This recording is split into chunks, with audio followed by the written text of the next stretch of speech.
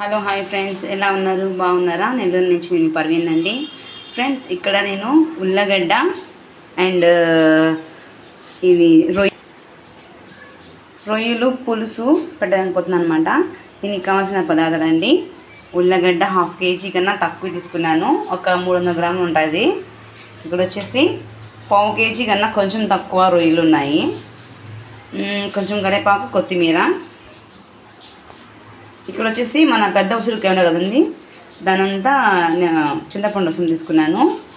ఇక్కడ వచ్చేసి 3 ఆనియన్స్ సన్నగా తరిగి పెట్టుకున్నాను. కొబ్బరి మసాలా, అల్లం వెల్లుల్లి పేస్ట్, 2 స్పూన్ కారం వేసుకున్నాను, తగినంత ఉప్పు వేసుకున్నాను. మీకు కారం ఎక్కువ కావాలంటే ఎక్కువ వేసుకోవచ్చు, తక్కువ కావాలంటే తక్కువ వేసుకోవచ్చు, అది మీ ఇష్టం అండి. ఇక్కడ నేను 4 టమాటాలు మిక్సీ పట్టుకున్నాను అనమాట.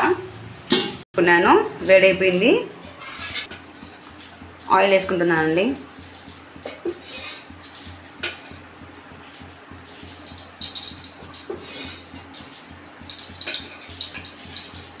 రెండున్నర చెంచా ఆయిల్ వేసుకున్నాను. ఈ ఆనియన్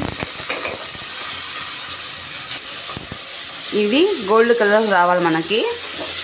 తర్వాత మిగతా మసాలాలు వేసుకున్నాము.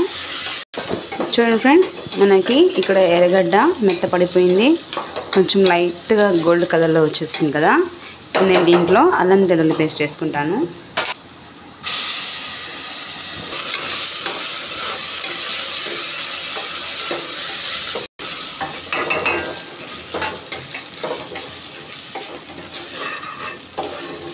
ఒక స్పూను, చూడండి, 1 స్పూను నేను కొబ్బరి మసాలా వేసుకున్నాను.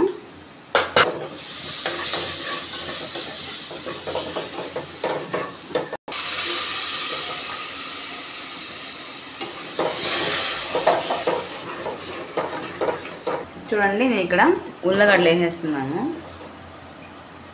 మనకి టమాటాలు, కారము ఇవన్నీ ఉన్నాయి కదండి, అది పచ్చి వాసన పోయేదాకా మనము దీంట్లోనే చేసుకున్నాము. కాసేపు మనము ఒక 5 minutes అలా వదిలేద్దాము. మనకి ఇక్కడ సైడ్లో నుంచి ఆయిల్ అనేది రిలీజ్ అవ్వాలి, అప్పుడు మనం రొయ్యలు వేసుకుందాము.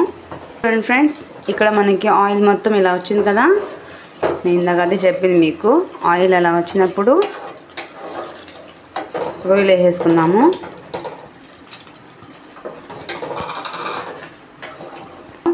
పులుసు పోసేసుకుంటున్నాను.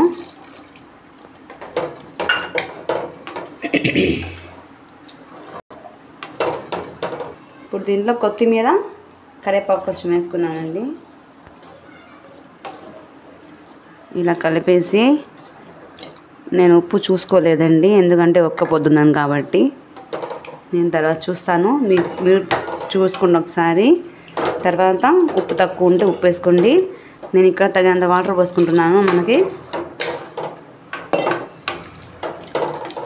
చూడప్పుడు నేను 3 విజిల్స్ పెట్టేస్తున్నానండి. నేను కుక్కర్ పెట్టేస్తాను అనమాట. నేను దీంట్లో పులుసు పోసాను కాబట్టి మనకి ఉల్లగడ్డ కొంచెము ఇదిగా ఉడకద్ది కాబట్టి నేను 4 విజిల్స్ పెట్టుకుంటున్నాను. మీరు 4 విజిల్స్ పెట్టుకోండి, సరిపోతుందండి. చూడండి ఫ్రెండ్స్, అయిపోయింది. కూర మొత్తము ఉడికిపోయింది. ఉల్లగడ్డ కూడా మనకి ఉడికిపోయింది, చూసారా? మీరు ట్రై చేయండి, నచ్చితే లైక్ చేయండి, మా ఛానల్ని సబ్స్క్రైబ్ చేసుకోండి, కామెంట్ బాక్స్లో కామెంట్ పెట్టండి ఫ్రెండ్స్.